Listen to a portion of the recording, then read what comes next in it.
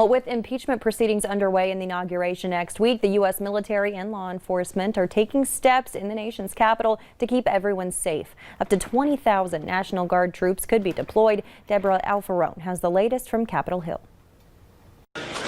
Armed National Guard troops are in place inside the U.S. Capitol as lawmakers move forward with President Trump's second impeachment. For high crimes and misdemeanors. This comes as members of Congress have been briefed on security threats ahead of the inauguration, including potential plans for a large armed protest and a plot to surround the Capitol, White House, and Supreme Court and kill lawmakers. One lawmaker called the briefing chilling.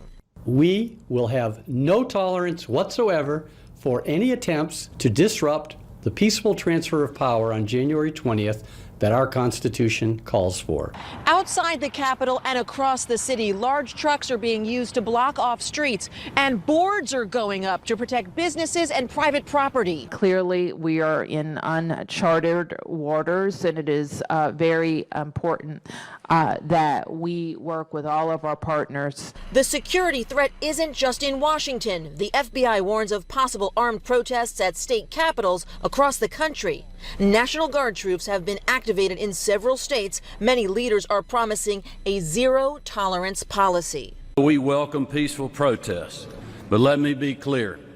Law-breaking like we saw last week will not be tolerated here, period. The Joint Chiefs of Staff have sent a memo reminding all members of the military their mission is to support and defend the Constitution, and confirming that President-elect Joe Biden will be their commander-in-chief on January 20th.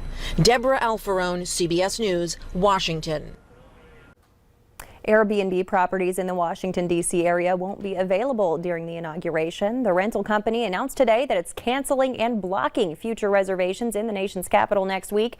Guests who had reserved a place will get a full refund. Airbnb hosts will also be reimbursed for canceled reservations. Officials are asking people not to travel to the area for the inauguration after last week's deadly riots.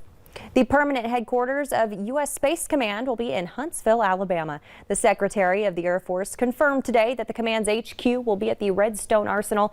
The decision was made based on factors related to infrastructure, community support, and cost. Redstone Arsenal also offered a facility that can support the headquarters at no cost while the permanent facility is being constructed.